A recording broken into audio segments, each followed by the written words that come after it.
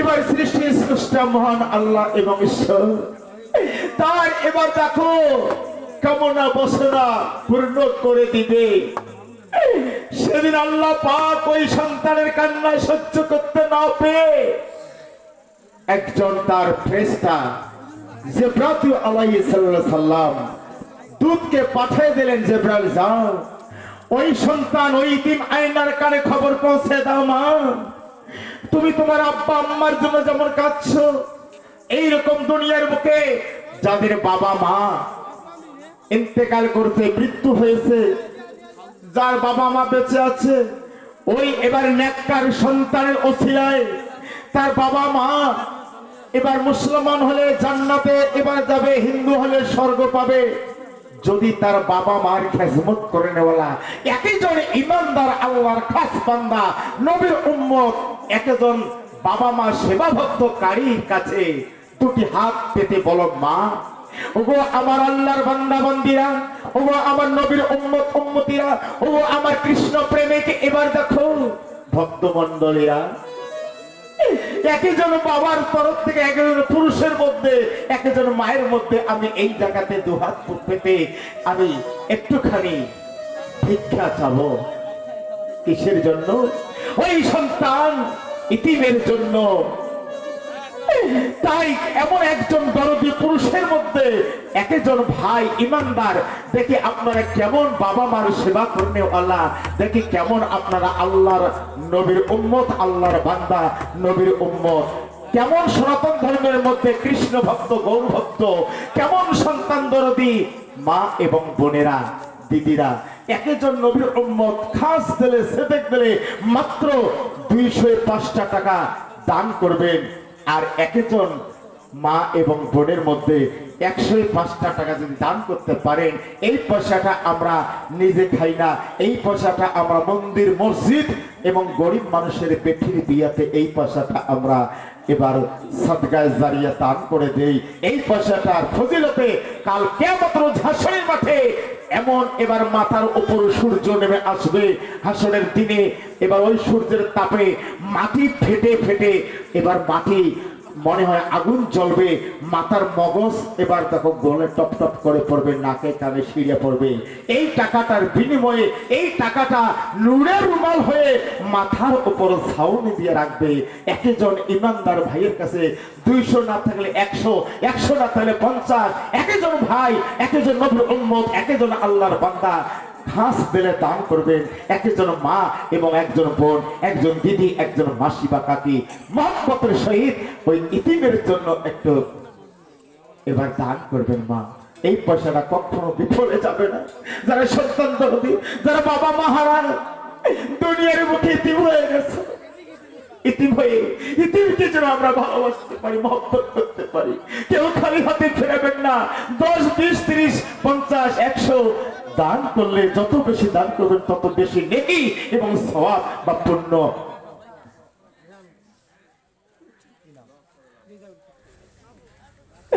এবার দেখো আল্লাহর কাছে জমা হবে। আল্লাহ পাক তোমাকে খাস দেবে, খাস নিয়েতে মুসলমান হলে জান্নাত এবং হিন্দু হলে স্বর্গবাসীতে এবার পাঠায়।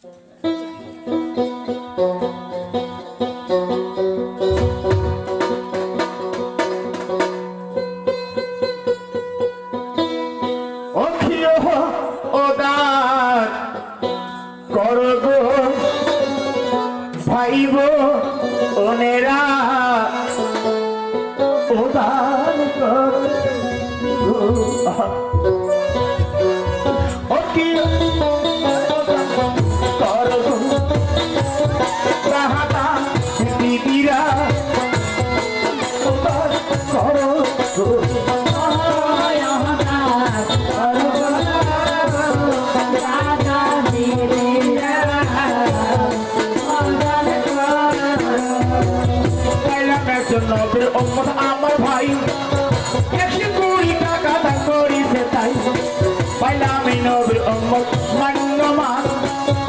120 টাকা করে গেছে তার দানের জন্য আমি তো যাব করে কাল কোটি রোজ হাসরে জানু কারি আল্লাহ আল্লাহ পিতা মাতারে সুখে শান্তি দিও ওই না কবরে বিনা হিসাবে করিও জান্নাতবাসী ও দান করো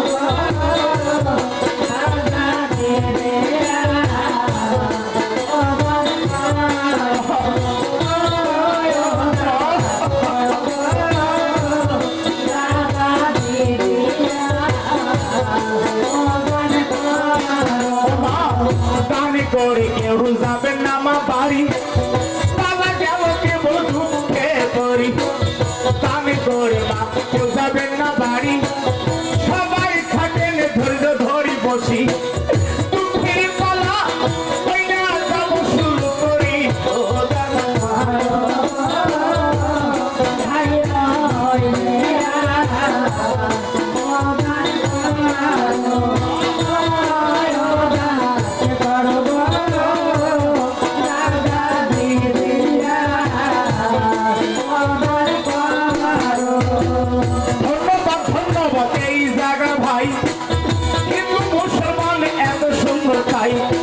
অনেক সোনা সন্ধানের পাইলাম দেখো দাদা মিলি খানা আটা বড়ই সাদা 150 টাকা করে ভাই গাড়ি করে পেলে সনাতন ধর্মের তাই সনাতন ধর্মের আমার অনেক মান্যমান বড় দাদা ছোট ভাই করেছে দান এবার সেভাবে কি করিল দান সুখে রাখিও অগ ভগবান দাদার ঘরে করিল দান সুখে রাখিবেন ওই না ভগবান ভক্তের অধীনে ভগবান সুখে রাখো ডক্টর নারায়ণ বিনা হিসাবে করিবে স্বর্গবাসী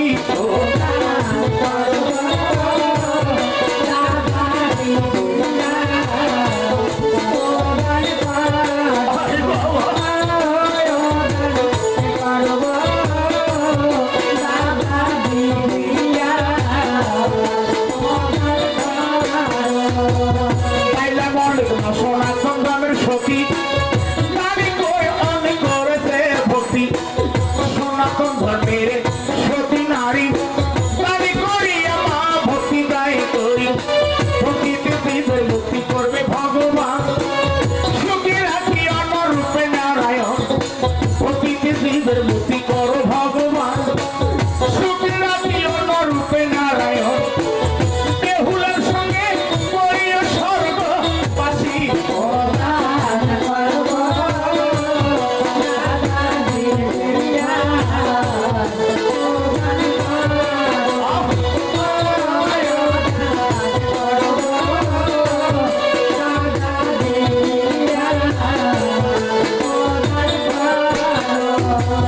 গান আমার সবার হয়েছে পট্টু কোথায় গান কমিটি ভাই ওই না ছোট্টু গান আনে বার সবাই পট্টু কোথায় কমিটি ভাই ওই না ছোট্টু ছোট্টু ভাই বড়ে বড়ে মান্যমান তার উদ্যোগে শুনছে জারি গান ছোট্টু দাদা মান্যমান তার জন্য শুনছে জারি গান কোথায় আছেন আমার ছোট্টু ভাই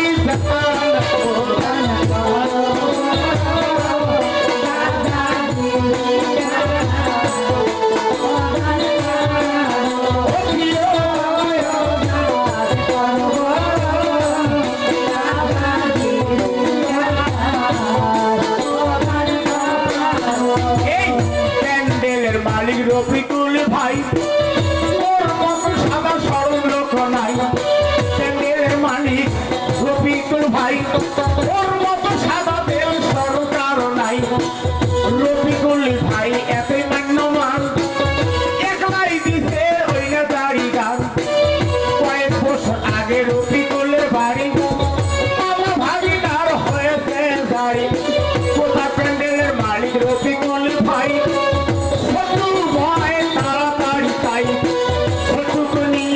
তারা ওই না তারি আসর যাবি তা আনি করি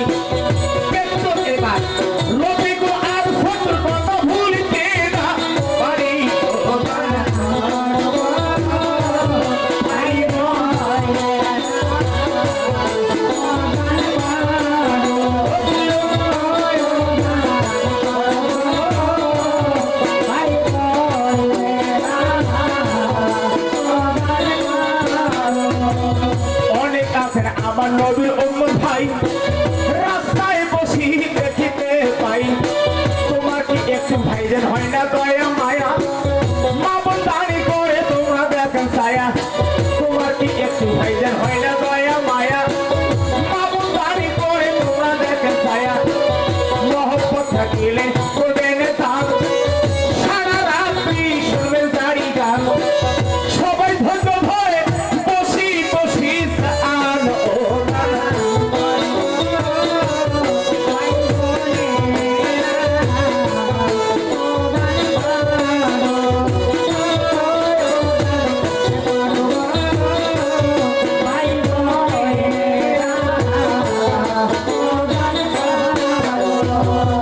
পেট্রোল রফিকুল আর সত্তু ভাই মেলাও কেমে বা আসরতে নাই রফিকুল আর সত্তু ভাই মেলাও কেমে বা আসরতে নাই তার উদ্যোগে শুধু গাড়ি গান শেষবার মতো করবেন তাই দান তার জন্য শুধু গাড়ি গান শেষবারে করিলেন দান গানের কথা দিব ছাড়ি পালাকে সে ফেল করি সবাই শোনে পুরুষ আরো নারী ভাই বলে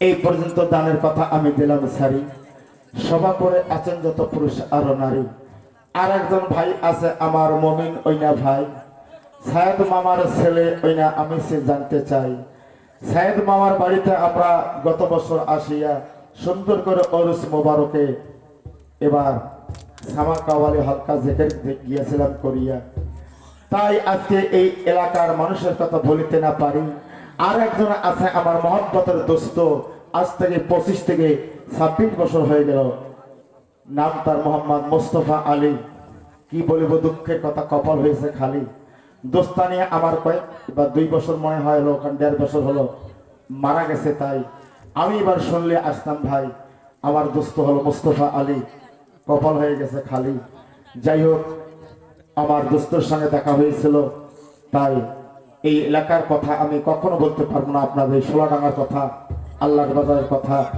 জীবনে কখনো বলতে পারবো না যে আমার মাওয়াই ছিল এত আমাকে নিজের ছেলের মতো করে আদর করেছিল মানুষ করেছিল আজকে তার বাসায় আমরা অনেক দিন যাবত খানা খেয়েছি তাই আনোয়ার ড্রাইভার আমার তাওয়াই বাবু হয় তাই আজকে এই খানকার কথা জীবনে কখনো বলতে পারবো না তাই মহব্বতের সহিত আস্তে আস্তে আপনারা সকলে এখন প্যান্ডেলের ভিতরে মায়েরা বোনেরা বসবেন সবাই একটু চাপাচাপি করে বসেন এবার সুন্দরভাবে গান শুনুন এবার বিভিন্ন এলাকায় জায়গায় জায়গায় থাকলে অসুবিধা হয় মায়েরা দিদিরা বোনেরা একটু আসেন ভিতরে আসেন ভাইয়ের ঘর একটু সুন্দরভাবে একত্রিত ভাবে বসে আমাদের দুঃখের কাহিনী গান সবাই শুনে যাবেন আজকে যার উদ্যোগে এই গান শুনছেন প্যান্ডেলের মালিক রফিকুল ইসলাম এবং আমার ছোট্টু ভাইয়ের বাড়িতে এত সুন্দর করে খাবার আদর যত্ন করেছে ভাই দেশি মুরগা চড়াই জবাই করছে বলতে পারবো নাই এত সুন্দর মান সম্মান আমাদের দিয়েছে তাই ছোট্টুর ভাইয়ের কথা আমি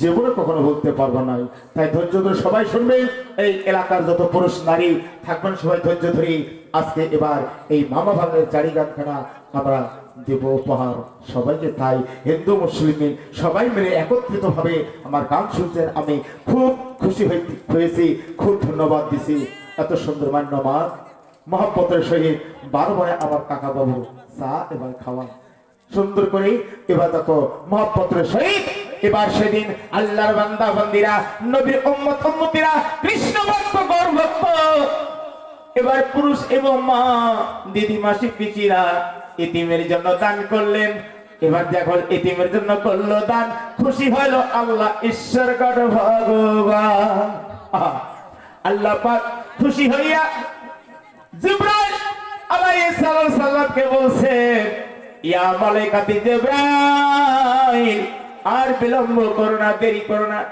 যাও জিবরাইল জান্নাতের ভিতরে আমার একটা জান্নাতি খানা আছে যার নাম হচ্ছে সূরা মানতুরা।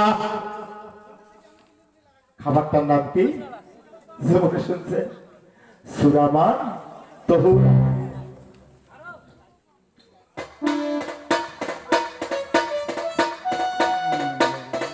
এই সূরা মানতুরা খানা আল্লাহর জিবরাইলকে বলছে, ও জিবরাইল রে, আর দেরি করিস না, দেরি করিস না। এই মুহূর্তে জান্নাতের ভিতরে সূরা মানতুরা খানা নিয়া এবার হইল রওনা। কোথায়? ওই আয়না মাদ্রাসার বারান্দায় বসে আমার দরবার হাত তুলে কাঁদছে, ইয়া বাবু, তোমার দরবার হাত তুলে প্রশংসা করি। যতক্ষণ তুমি আমাকে খানা দিবে না ততক্ষণ আমি ইতিম আয়না আল্লাহ তোমার দরবার হইতে হাত নামাইব না। বাপরে বাপ, দেখছেন ইতিম সন্তানের কেমন পাওয়ার? এ সাওয়ার ঘর ভাঙি পড়বে টাওয়ার, পাশে যে বড় বড় দোকান না। ইতিম সন্তানের পাওয়ার আল্লাহর দরবারে কাছে, আল্লাহ তার দোয়া কবুল করে। জীবনে তোমরা আমার জীবনে এমন দেখিনি, চোখে দেখিনি, খাওয়া তো দূরের কথা, কিন্তু যারা যারা খায় তারা ঠিক আজ পর্যন্ত সূরা মানতুরা খাইতেই আছে। কিন্তু সূরা মানতুরা যে কোন বস্তু কোন জিনিস এটা যারা মারফত সাধনা করে তারাই বুঝতে পারবে, তারাই জানতে পারবে। এই সূরা মানতুরা পান করলে অমর হয়। ওরে বাপ রে বাপ, কি বস্তু! যারা মারফত সাধন করে, যারা গুরু ভজন করে তারা বুঝতে পারবেন সূরা মানতুরা কাকে বলে। হিন্দুর মধ্যেও গুরু আছে, মুসলমানের মধ্যেও গুরু আছে। গুরু না ভজলে, গুরু না ধরলে কোনদিন এই তত্ত্ব খবর পাওয়া যায় না।